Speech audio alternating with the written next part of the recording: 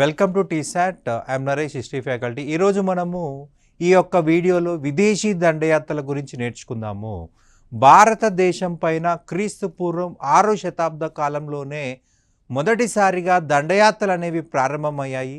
మొదట భారతదేశం పైన పర్షియా దేశస్థులు, ఆ తర్వాత కాలంలో గ్రీకు దేశస్థులు భారతదేశం పైన దండయాత్ర చేయడం జరిగింది. మొదట మనము పర్షియా దేశస్థుల యొక్క దండయాత్ర గురించి మాట్లాడుకుందాము. పర్షియన్ దేశము అంటే మనకి ఇరాన్ దేశాన్నే పర్షియా దేశం అని కూడా పిలవడం జరుగుతుంది. మనకి పర్షియన్ భాష వాడడం వలన వారిని పర్షియన్లు అన్నారు. ఆ పర్షియన్ భాష ప్రస్తుతం ఇరాన్ దేశంలో వాడుతూ ఉన్నారు. రైట్. ఈ పర్షియన్ భాష వలనే పర్షియన్ అనే పదం వచ్చింది. పర్షియన్లో చూసినట్లయితే మొదట జొరాస్ట్రియన్ మతస్థాపకుడు జొరాస్టర్ అని చెప్పాల్సి ఉంటుంది. మనకి కొంతమంది ఆర్యులు ఇరాన్లో సెటిల్ అయ్యారు, కొంతమంది భారతదేశానికి వచ్చారు. ఇరాన్లో స్థిర నివాసం ఏర్పాటు చేసుకున్న ఆర్యులు ప్రారంభించిన మతమే జొరాస్ట్రియన్ మతము. రైట్. ఈ యొక్క మతాన్ని జొరాస్టర్ ప్రారంభించాడని చెప్పేసి చెప్పడం జరుగుతుంది. రైట్. మనకి ఇండియాకు వచ్చిన వాళ్ళు వేద సంస్కృతిని అభివృద్ధి చేశారు. జొరాస్ట్రియన్ పవిత్ర గ్రంథము జెండా అవెస్తా. రైట్. జెండా అవెస్తాలో మనకి ఉన్న పదాలు ఋగ్వేద పదాలు సమానంగా కనిపిస్తాయి. ఋగ్వేద పదాలు జెండా అవెస్త పదాలు సమానంగా కనిపిస్తాయి. రైట్. జెండా అవెస్త గ్రంథంలో మంచికి ప్రతిరూపము అహూర మజ్దా, చెడుకు ప్రతిరూపము అహూరమన్. మనకి మన ఋగ్వేదంలో వరుణుడు, ఋగ్వేదంలో వరుణ వచ్చేసి అహూర మజ్దా. రైట్. మంచికి దేవుడితను. వీరు అగ్ని రూపంలో దేవతలని పూజించడం జరిగింది. మనకి విగ్రహాల రూపంలో పూజలు చేసినట్లు పర్షియా దేశంలో విగ్రహాల స్థానంలో అగ్ని అనేది మనకు కనిపిస్తుంది. అగ్ని రూపంలో దేవతల్ని పూజించారు. సో వీరి దేవాలయాలను అగ్ని దేవాలయాలని పిలవడం జరుగుతుంది. జొరాస్ట్రియన్లు భారతదేశానికి పర్షియా దేశం నుండి వలస రావడం వలన వీరిని పార్సీలు అన్నారు. మన భారతీయులకి జొరాస్ట్రియన్లు అనే పదం నోరు తిరక్క పర్షియా నుంచి వచ్చారు కాబట్టి పార్సీలు అనే పదాన్ని ఉపయోగించడం జరిగింది. మన భారతదేశంలో ఇంకా కూడా పార్సీలు అనేక మంది ఉన్నారు. వీళ్ళ జనాభా బిలో 1 లక్ష కంటే తక్కువగా ఉంటుంది. రైట్. 1 లక్ష కంటే తక్కువగా ఉంటుంది. ప్రస్తుతం మనకి సింపుల్గా అర్థం కావాలంటే వీళ్ళు మనకి టాటాలు, మిస్రీలు వీళ్ళంతా కూడా పార్సీ మతస్థులే. భారతదేశంపై దండయాత్ర చేసిన మొదటి విదేశీ దేశం పర్షియా. ఆ పర్షియాని మనం ఏమంటున్నాం, ప్రస్తుత ఇరాన్ అని చెప్పేసి అంటున్నాము. రైట్. అకామినీడ్ వంశము. అకామినీడ్ వంశమును సైరస్ పర్షియా దేశంలో ప్రారంభించాడు. ఇతని రాజధాని పెర్సిపోలిస్. ప్రపంచంలో తొలి విశాలమైన సామ్రాజ్యము పర్షియన్ సామ్రాజ్యము లేదా అకామినీడ్ సామ్రాజ్యము.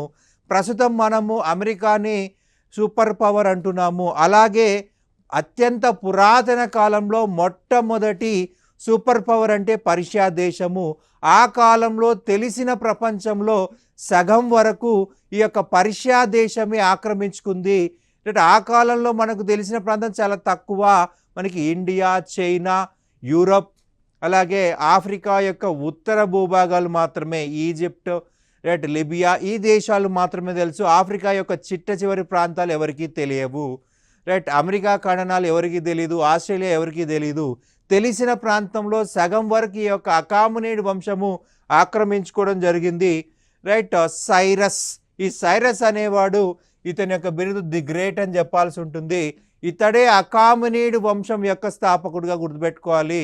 ఈ యొక్క సైరస్ అనే వ్యక్తి గ్రీకు రాజ్య సరిహద్దు వరకు కూడా పశ్చిమాన ఆక్రమించుకున్నాడు.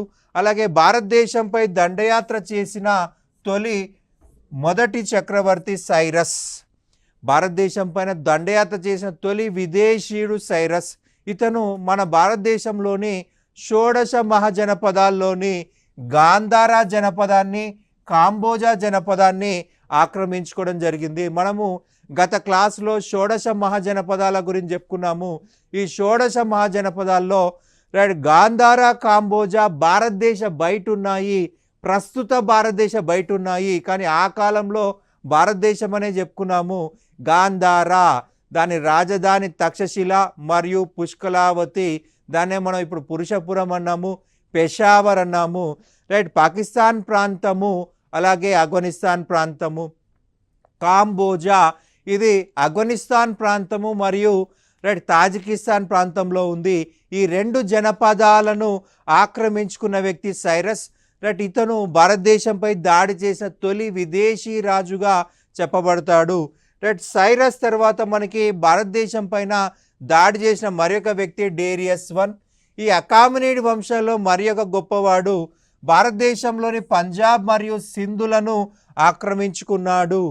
భారతదేశంలోని పంజాబ్ మరియు సింధ్, మనకి సింధ్ అంటే దక్షిణ పాకిస్తాన్, పంజాబ్ మన పూర్తి భారతదేశంలోకి ఎంటర్ అయిపోయాడు.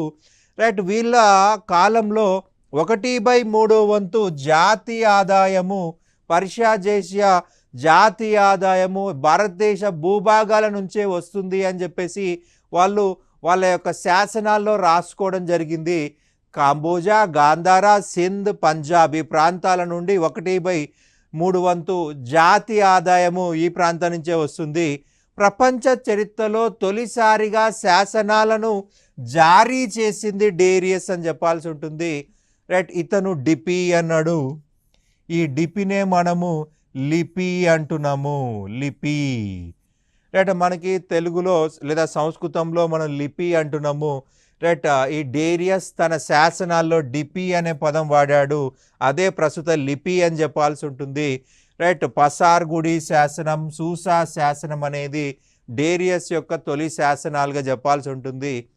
ఈ డేరియస్ తన శాసనాలను అలంకరించాడు, స్తంభాలని అలంకరించాడు, వివిధ జంతువులను ప్లేస్ చేశాడు. ఇతని ఇన్స్పిరేషన్ తోటి మౌర్య అశోకుడు కూడా భారతదేశంలో తొలిసారిగా శాసనాలు ఇచ్చాడు. ప్రపంచంలో తొలిసారిగా శాసనాలు ఇచ్చిందంటే మొదటి డేరియస్. రైట్, ఇండియాలో మొదటిసారి శాసనాలు ఇచ్చిందంటే అశోకుడు. మొదటి డేరియస్ యొక్క శాసనాలనే ఇన్స్పిరేషన్ తోటి అశోకుడు శాసనాలు జారీ చేశాడు, శాసనాలని జారీ చేయడం జరిగిందనమాట. మనకి ఈ పర్షియన్ల వల్ల మనకొచ్చినటువంటి బెనిఫిట్ ఏంటయ్యా అంటే ఖరోష్టి లిపి అని చెప్పాల్సి ఉంటుంది, ఖరోష్టి లిపి. రైట్, ఈ ఖరోష్టి లిపి చూసినట్లయితే ఎడమన మనకి కుడిన ప్రారంభిస్తారండి, ఎడమన ఎండ్ చేస్తారండి. రైట్ టు లెఫ్ట్ రాయడం జరుగుతుంది, రైట్ టు లెఫ్ట్ రాస్తారు. పర్షియన్ల వల్ల భారతదేశానికి వచ్చిన బెనిఫిట్ వచ్చేసి ఖరోష్టి లిపి, కుడిన ప్రారంభించి ఎడమన ఎండ్ చేయడం జరుగుతుంది. రైట్, ఇతడు నిర్మించిన నగరమే పెర్సిపోలిస్. ఈ నగరము భారతదేశంలోని పాటలీపుత్రాన్ని పోలి ఉంటుంది, పాట్నాని పోలి ఉంటుంది. ఈ నగరాన్ని ధ్వంసం చేసింది అలెగ్జాండర్. ఇతడే ప్రపంచానికి ఖరోష్టి లిపిని పరిచయం చేయడం జరిగింది. ఖరోష్టి లిపి కుడి నుండి ఎడమకు రాయడం జరుగుతుంది. ఇతని మంత్రి స్కైలాక్స్. మూడవ డేరియస్. రైట్, అకామినేడ్ వంశంలో చిట్ట చివరి చక్రవర్తి ఈ యొక్క మూడవ డేరియస్. ఇతడిని అలెగ్జాండర్ అరబేలా లేదా గాగమేలా యుద్ధంలో ఓడించడం జరిగింది.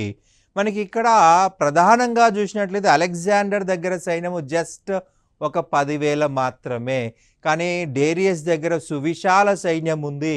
ఇక్కడ త్రిశూల వ్యూహ పద్ధతి లాంటిది ఉపయోగించడం జరిగింది. రైట్, సడన్గా ఈ యొక్క మూడవ డేరియస్ పైన దాడి చేశాడు, సైన్యానంతా వదిలేసి రాజుని పైన దాడి చేశాడు. మనకి యుద్ధంలో చూసినట్లయితే డైరెక్ట్గా సైన్యంతో పోరాడుతూ పోయేసరికి ఇతని 10,000 సైన్యం నాశనం అయిపోతుంది. అదే రాజునే దెబ్బ కొడితే రైట్ డైరెక్ట్గా రాజు నాశనం అయితే ఆ యొక్క విశాల సైన్యం పారిపోతుందని సో అలెగ్జాండర్ భావించి ఈ యుద్ధంలో రైట్ డైరెక్ట్గా రాజుపై దాడి చేయడం జరిగింది. సో ఇలా మనకి పర్షియన్ సామ్రాజ్యం కొలాప్స్ అయిపోయింది. ఇక నెక్స్ట్ చూసినట్లయితే గ్రీకు దండయాత్రలు. భారతదేశంపై దాడి చేసిన మరి ఒక విదేశీయులు అంటే గ్రీకులు అని చెప్పాలి. రైట్, మనకి గ్రీకులు గ్రామీణ సంస్కృతికి చెందిన వాళ్ళు, పట్టణ సంస్కృతి అసలు తెలియదు. గ్రీకులు అనాగరికులు అని చెప్పాలి. రైట్, వాళ్ళు మేము గొప్ప నాగరికతను అభివృద్ధి చేసామని ప్రచారం చేసుకుంటారు, కానీ గ్రీకులు అనాగరికులు. ఈ గ్రీకులు యుద్ధానికి చాలా ప్రాధాన్యత ఇస్తారు. మూర్ఖుల డిక్షనరీలో మొదటి పదం యుద్ధము. ఒక మనిషి ఇంకో మనిషిని చంపుకుంటూ పోతే మిగిలేది శ్మశానాలే. రైట్, మనము మనుషుల్ని పరిపాలించుకోవాలి, శ్మశానాల్ని కాదు. ఈ గ్రీకులు ప్రతి చిన్న విషయానికి యుద్ధం యుద్ధం యుద్ధం యుద్ధం. రైట్, సో వీళ్ళలో ఐక్యత కనిపించదు, యూనిటీ అనేది కనిపించదు. అందుకే వీళ్ళని మూర్ఖులు అంటున్నాము. మూర్ఖుల డిక్షనరీలో మొదటి పదం యుద్ధము. రైట్, మనిషి చంపుకుంటూ పోతే మిగిలేది శ్మశానాలే. రైట్, సో శ్మశానాల్ని కాదు మనం పరిపాలించాల్సింది, మనుషుల్ని పరిపాలించాల్సింది. ఈ గ్రీకులు ప్రతి చిన్న ఇష్యూ వల్ల గొడవలు పడి ఈ గ్రీకు దేశాన్ని అనేక చిన్న చిన్న దేశాలుగా విడగొట్టుకున్నారు. ప్రతి గ్రీకు దీవి ఒక దేశంగా మారిపోయింది. మనకు స్పార్టా ఒక దీవి, అదొక దేశంగా ఉంది. ఎథెన్స్ ఒక దీవి, అదొక దేశంగా ఉంది. కొర్తిప్స్ ఒక దీవి, అదొక దేశంగా ఉంది. మ్యాసిడోనియా ఒక దీవి, అదొక దేశంగా ఉంది. ఈ గ్రీకులకి యూనిటీ లేదు, అందుకే వీళ్ళు ఐకమత్యం లేదు, సో బలహీనపడిపోయారు. రైట్, మనకి పర్షియన్లు అత్యంత బలంగా 500-600 సంవత్సరాలు పరిపాలించగల ప్రధాన కారణము ఈ గ్రీకుల యొక్క మూర్ఖత్వము, గ్రీకులకి ఐక్యత లేకపోవడము. రైట్, మనకి అలెగ్జాండర్ అనేవాడు గ్రీకుల నుంచి భారతదేశంపై దాడి చేసిన వ్యక్తి.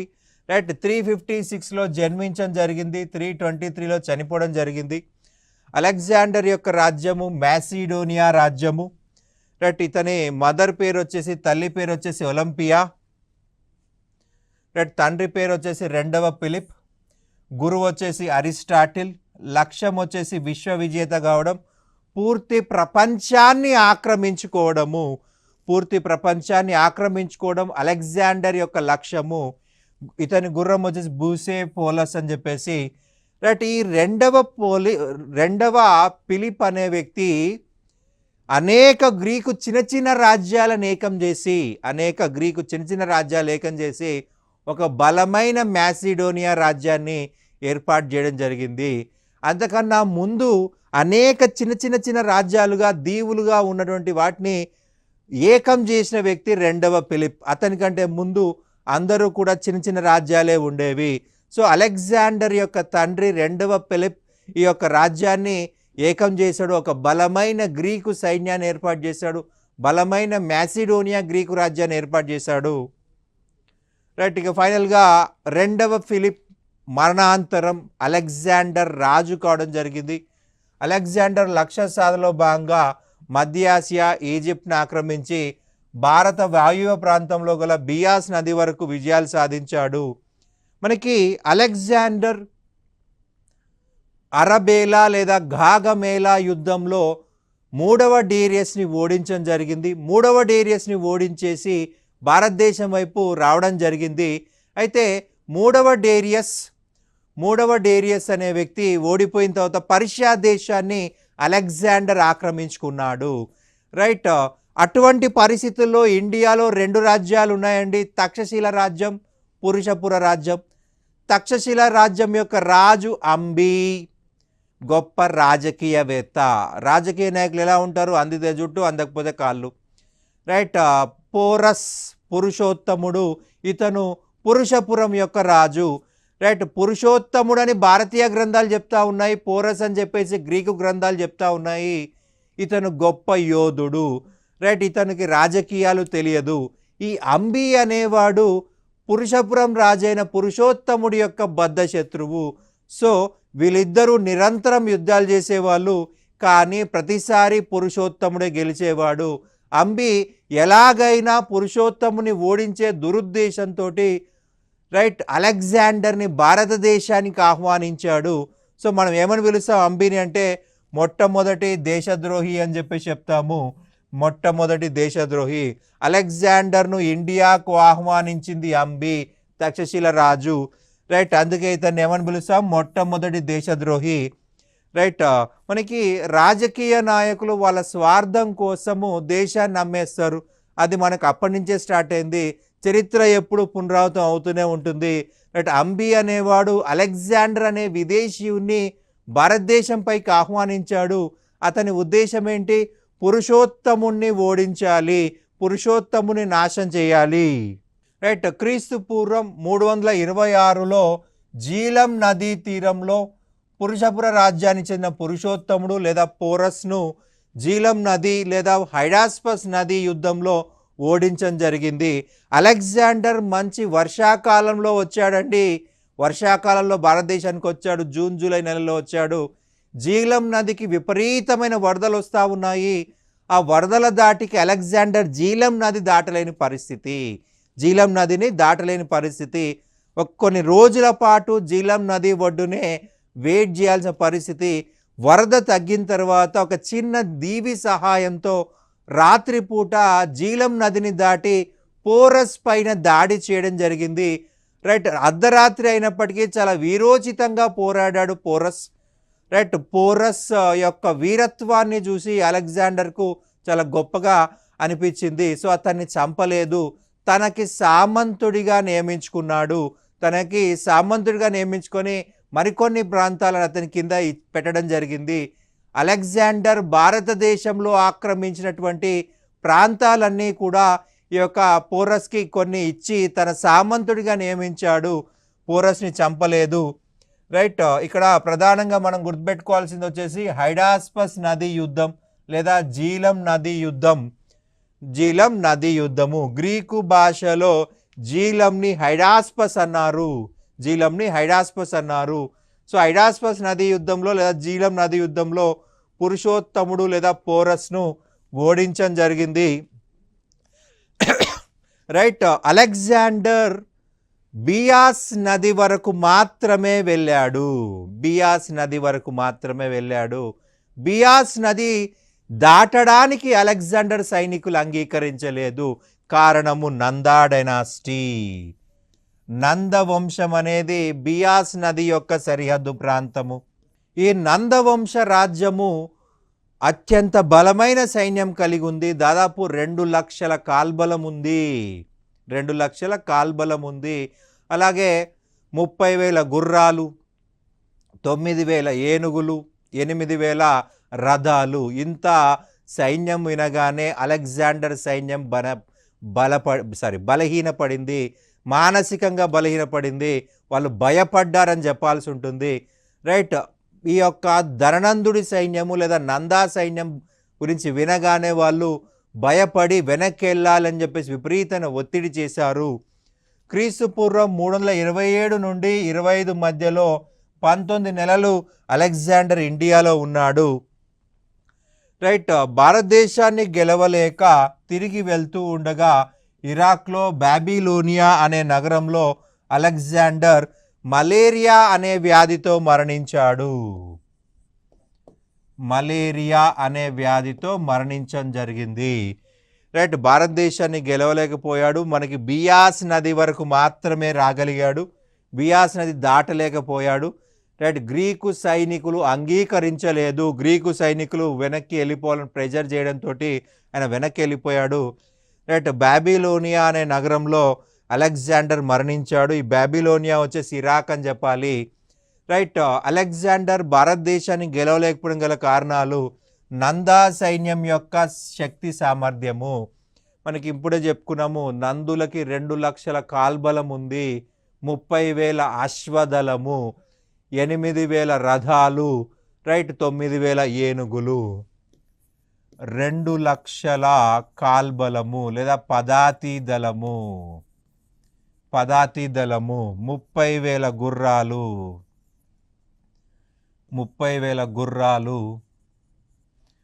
8,000 రథాలు, రైట్, 9,000 ఏనుగులు. రైట్, ఇవన్నీ ఉండడం వలన భయపడి గ్రీకు సైన్యము వెనక్కి వెళ్ళిపోవడం జరిగింది. రైట్, అలెగ్జాండర్ తన విజయాలకు చిహ్నంగా బోకేపాలా, నికయా అనే నగరాలను జీలం నదీ తీరంలో నిర్మించడం జరిగింది. నికయా నగరాలు, ఇక్కడ ఇది గుర్తుపెట్టుకోవాలి. ఏ నగరాలు నిర్మించాడయ్యా అంటే బోకేపాలా, నికయా నగరాలను జీలం నదీ తీరంలో నిర్మించాడు. ఏ నది అది? జీలం నది. రైట్, మనకి అలెగ్జాండర్ దండయాత్రల వల్ల మనకేమైనా లాభం వచ్చిందా? మనము పర్షియన్ దండయాత్రల వల్ల ఖరోష్టి వచ్చిందని చెప్పుకున్నాం. భారతదేశానికి మరియు యూరప్కి మధ్యలో ఒక సురక్షిత వ్యాపార మార్గాలు ఏర్పడంతో వ్యాపారం చాలా గొప్పగా అభివృద్ధి చెందింది. వ్యాపారము చాలా గొప్పగా అభివృద్ధి చెందింది. ఇండియా యొక్క సుగంధ ద్రవ్యాలకు అత్యంత డిమాండ్ ఏర్పడింది. లవంగాలు, యాలకులు, మిరియాలు, జాపత్రి. యూరప్ చూసినట్లయితే దాదాపు 7-8 నెలలు మంచుతో కప్పబడి ఉంటుంది. సో వ్యవసాయం ఉండదు.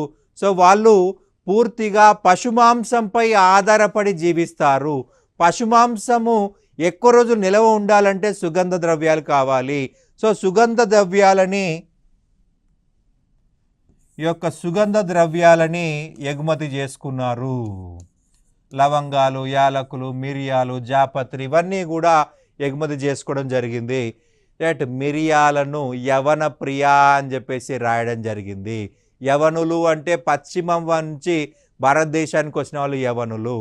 వాళ్ళకు బాగా ఇష్టపడ్డారు కాబట్టి, గ్రీకులు బాగా ఇష్టపడ్డారు కాబట్టి యవన ప్రియా అని చెప్పేసి అన్నారు. అలాగే భారతదేశంలో తొలిసారిగా నాటకాలు ప్రవేశపెట్టింది గ్రీకులు. అంతకన్నా ముందు మనకి నాటకాలు రాయడం ఎవరికి తెలియదు, నాటకాలు రాయడము తెలియదు. రైట్, గ్రీకులే, అలెగ్జాండరే తొలిసారిగా నాటకాలు ప్రవేశపెట్టడం జరిగింది. మనకి నాటకాలు అనేవి ఒక కర్టెన్ ముందు వేస్తారు. కర్టెన్ని యవనిక అన్నారు. తెరా, యవనిక, కర్టెన్, తెర. ఓకే, తెర ముందు మనకి నాటకాలు ప్రదర్శిస్తారు. ఈ తెర అనేది కూడా మనకి మొదటిసారిగా గ్రీకుల వల్ల భారతదేశానికి వచ్చింది. అలాగే గ్రీకు జ్యోతిష్యం కూడా భారతదేశానికి రావడం జరిగింది. గ్రీకు జ్యోతిష్యము. రైట్, గ్రీకు జ్యోతిష్యం చూసినట్లయితే మనకి కంప్లీట్గా చీకట్లో రాలేయడమే గ్రీకు జ్యోతిష్యము. మనకి ఇండియాలోనన్నా రాహువు, కేతువు ఇట్లా అని చెప్పేసి చెప్తారు. కానీ గ్రీకు జ్యోతిష్యం కంప్లీట్గా చీకట్లో రాలేయడమే. రైట్, అబద్ధాలు చెప్పి బతకడమే గ్రీకు జ్యోతిష్యము. ఆ గ్రీకు జ్యోతిష్యం ఇండియాకు వచ్చింది. రైట్, ఇండియాలో అత్యధికంగా జ్యోతిష్యము స్ప్రెడ్ అయింది. ఈ యొక్క గ్రీకు జ్యోతిష్యానికి కూడా ప్రాధాన్యత ఏర్పడింది అలెగ్జాండర్ దండయాత్రల వల్ల. రైట్, యవన ప్రియా, యవనులకు ఇష్టమైనది, దాన్నే నల్ల బంగారం అని చెప్పి కూడా పిలిచారు. రైట్, మనకి త్రాసులో ఒకవైపు మిరియాలు వేస్తే ఇంకోవైపు బంగారం వేయాలి. మిరియాలు ఎంత బరువు ఉంటే అంత బరువు ఉన్నటువంటి యొక్క బంగారం ఇచ్చి వెళ్ళాల్సి ఉంటుంది. అలాగే మనకి ఈ ఎర్రియన్ అనే వ్యక్తి ఎనాబాసిస్ ఆఫ్ అలెగ్జాండర్ అనే బుక్ రాయడం జరిగింది. ఎనాబాసిస్ ఆఫ్ అలెగ్జాండర్. ఈ గ్రంథంలో మనకి అలెగ్జాండర్ యొక్క పూర్తి దండయాత్రల గురించి మనకు మెన్షన్ చేయబడ్డాయి. ఎనాబాసిస్ ఆఫ్ అలెగ్జాండర్. రైట్, అలెగ్జాండర్ చనిపోయిన తర్వాత రైట్ అతని సైనిక అధికారులు రైట్ రాజ్యాన్ని విభజించుకున్నారు. అందులో ముఖ్యంగా సెల్యూకస్ నికేటర్, ఇతను ఆసియా ఖండంలోని గ్రీకు రాజ్యాలను ఆక్రమించుకున్నాడు. ఆసియా ఖండంలోని గ్రీకు రాజ్యాన్ని ఆక్రమించుకున్నాడు. ఈయన రాజధాని సిరియా కేంద్రంగా పరిపాలించడం జరిగింది. సెల్యూకస్ నికేటర్ సిరియా కేంద్రంగా పరిపాలించాడు. అలాగే టోలమీ, ఈయన ఈజిప్టు ప్రాంతాన్ని ఆక్రమించుకోవడం జరిగింది. టోలమీ ఈజిప్టు ప్రాంతాన్ని ఆక్రమించుకున్నాడు. రైట్, ఇలా మనకి పూర్తిగా రైట్ విభజన చేసుకున్నారు. రైట్, మనకి క్రీస్తు పూర్వం 6వ శతాబ్దంలో ఉన్నటువంటి కుండలని పెయింటెడ్ గ్రేవేర్ అని చెప్పి చెప్పడం జరుగుతుంది. మహాజనపదాల కాలంనే మనం క్రీస్తు పూర్వం 6వ శతాబ్దం అంటున్నాం. ఈ కాలంలో ఉన్న కుండలే పెయింటెడ్ గ్రేవేర్. బూడిద రంగులోను ఎరుపు రంగులోని కుండలు తయారు చేసేవారు. ఈ బూడిద రంగు కుండల పైన రేఖాగణిత కొలతలు మరియు చిన్న చిన్న గీతలు పెట్టేవారు. రైట్, మహాజనపదాల కాలంలో రాజుకి సొంత సైన్యం ఉండేది. ఇతడు కొన్ని రకాల పన్నులు కూడా వసూలు చేసేవాడు. రైట్, మహాజనపదాల కాలంలో గ్రామ పెద్దను గృహపతి అనేవాళ్ళు. ఎక్కువ భూమి కలిగిన వారిని గృహపతిగా ఎన్నుకునేవారు. రైట్, ఆ యొక్క గ్రామాల్లో అత్యధిక భూమి ఉన్న వ్యక్తినే భూస్వామి అంటాం. ఆ భూస్వామిని ఇక్కడ ఏమన్నారు, గృహపతి అంటున్నాము. రైట్, వాళ్ళే పన్నులు వసూలు చేసే అవకాశం ఉంది. రైట్, ఈ గృహపతి ఇంట్లో కానీ వ్యవసాయ క్షేత్రంలో కానీ పనిచేసే కూలీలను బరుక్తా అని అనేవారు.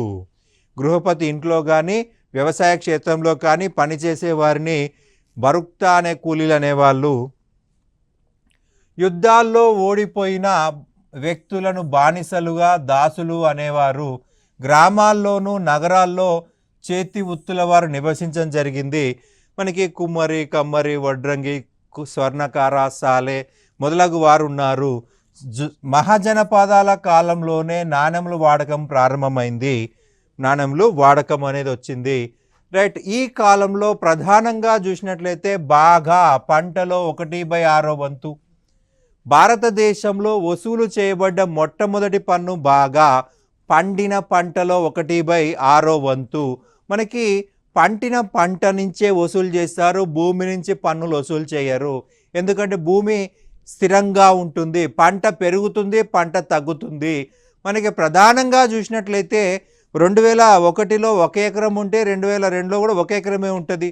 వర్షాలు మంచిగా పడితే మంచి పంట చేతికి వస్తుంది, వర్షాలు లేకపోతే పంటలు ఎండిపోతాయి. సో మనకి పండిన పంట ప్రకారం ఫర్ ఎగ్జాంపుల్ 2001లో 50 బ్యాగులు పడితే 50 బ్యాగులో 1/6 వంతు. 2002లో 100 బ్యాగులు పడితే అందులో 1/6, లేదా 200 బ్యాగులు పడితే అందులో 1/6. ఇలా 1/6 వసూలు చేస్తారు. ఎన్ని పండినా అందులో 1/6 అన్నమాట. పండిన పంటలో 1/6 వంతు. బలి రాజును సందర్శించాలంటే కట్టే పన్ను కర, చేతి వృత్తుల వారు చెల్లించే పన్ను. రైట్. మనకి చేతి వృత్తుల వారు మనకి ఈ కాలంలో 18 రకాల శ్రేణులు ఉన్నాయి. 18 రకాల శ్రేణులు ఉన్నాయి. ఈ శ్రేణి అంటే వ్యాపార సంఘము. శ్రేణి అంటే వ్యాపార సంఘము. రైట్. శ్రేణి యొక్క అధిపతి శ్రేష్ఠి. శ్రేణి యొక్క అధిపతి శ్రేష్ఠి. ఇతనే ఆ యొక్క శ్రేణిని నియంత్రిస్తాడు.